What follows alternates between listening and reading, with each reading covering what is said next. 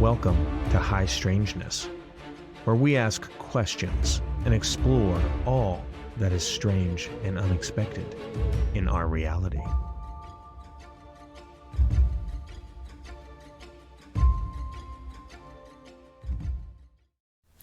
How's it going? Welcome to High Strangeness. My name is Tony, and today we're going to briefly answer the question, are UFO or UAPs just a United States thing?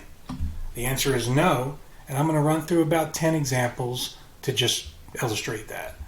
Our number one example is the Pentrick incident. It occurred in 2016 in the United Kingdom. Now, several witnesses reported seeing a huge pyramid-shaped UFO and other lights, along with even military planes and helicopters that appeared to be chasing this thing. This occurred here in this small Welsh town.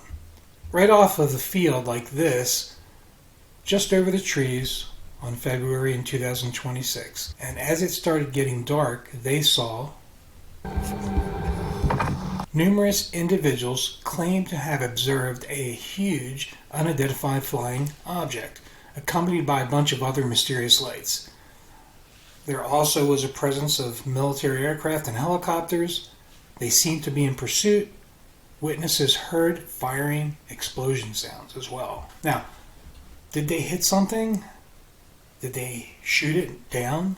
That's the question. Some people saw an Apache helicopter making an emergency landing, and in the chopper they saw people with white overalls who were quickly jumping out to retrieve something, or at least that's what they looked like they were doing. Now later, the military claimed that it was nothing more than a military exercise, but I don't know if we can believe that. Now, if you want to know more, there is a movie out there that you can watch, and here it is. Go check it out. Number two, the Harbor Mill incident. This occurred in Canada in 2010. And here, they saw at least 3 UFOs that kind of looked like missiles, but there was no noise. During the night of January 25th, 2010, there were multiple UFO sighting reports. Due to the Harbor Mill distance to Saint Pierre, which is a small group of French islands off of the eastern coast, residents there suspected that this was probably some kind of military activity, which was later actually cleared up by an official statement by the French government confirming that there was no military activity taking place during the reported incident. The sightings looked kind of like this, but later even NORAD confirmed that there were no known rocket launches at the time.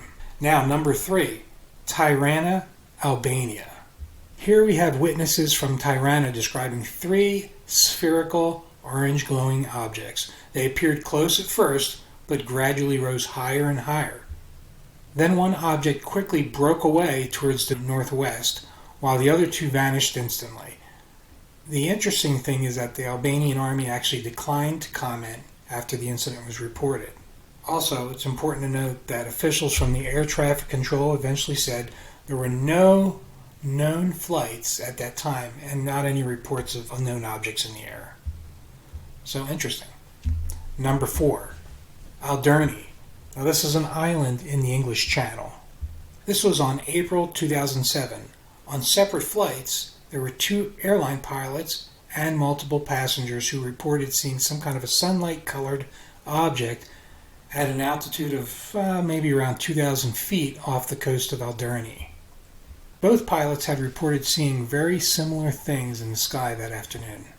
Now, Ray Bauer, a 50-year-old pilot with 18 years of flying experience, reported seeing a cigar-shaped, brilliant white light in the sky.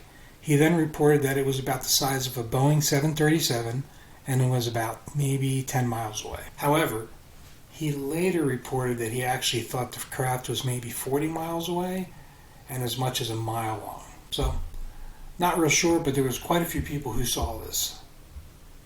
Now, next. Now this is an interesting one, and one that you can actually watch in a recent documentary. It's number 5. It's the Ariel School incident, and it happened in Rua, Zimbabwe in 1994. Rua is in Africa, and if you take a look at this map, you can see about where Zimbabwe is. Here's a picture above the school, and this is the Ariel School. and it was an expensive private school where most of the students were fairly wealthy, and the students there were between the ages of 6 and 12.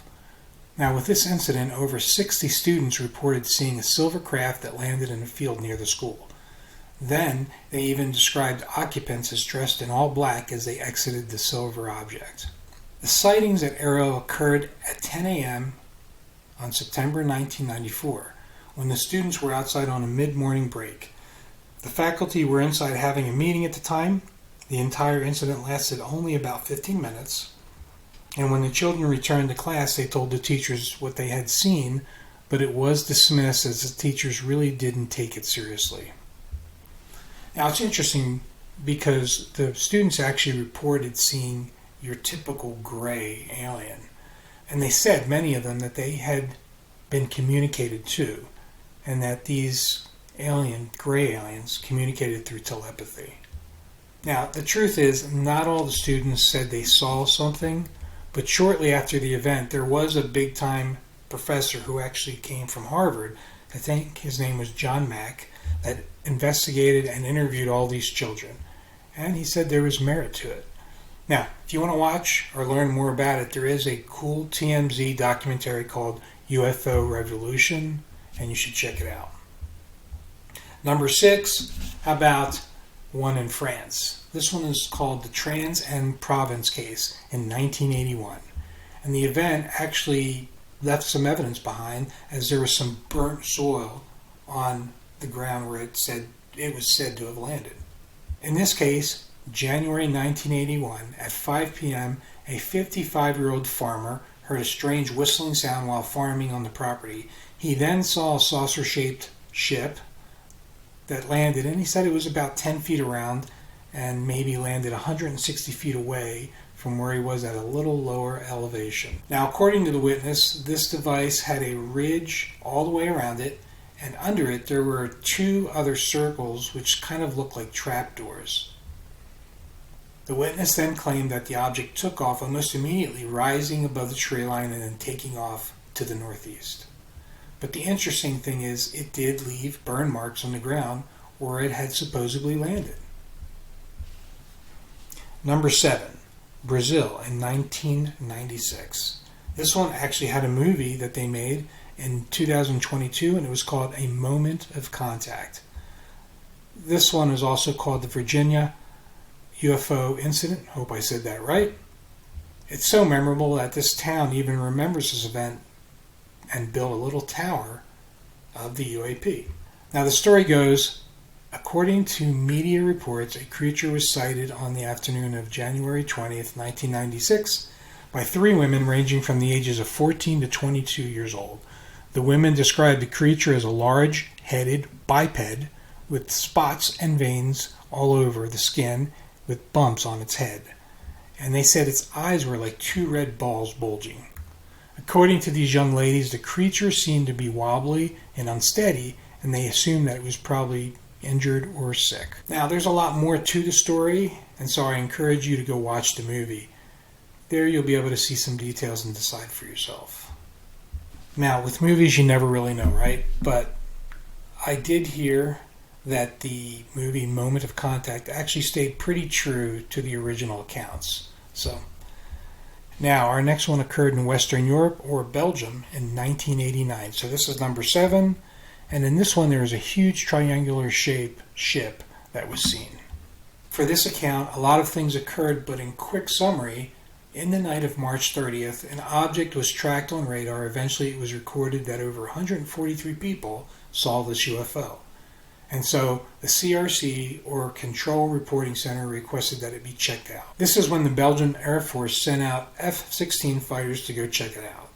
Over an hour, the fighters attempted 9 separate interceptions of the target, but ultimately they never did see anything. Now, that last picture I just showed you, it was determined in 2011 that the picture was confirmed to be fake.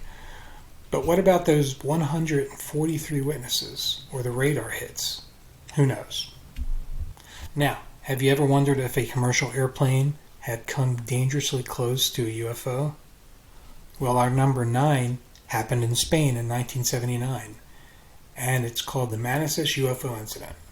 Here we have a UFO that caused a Spanish flight with 109 passengers to do an emergency landing. Halfway through the flight, in the evening, a pilot and his crew noticed a set of red lights that were fast approaching the aircraft. These lights appeared to be on a collision course with the plane, which totally alarmed the whole crew. The captain requested information about the unexplained lights, but neither the military radars or the flight control center in Barcelona could provide any explanation for this UAP. So in order to avoid possible collision, the captain changed the altitude of the plane.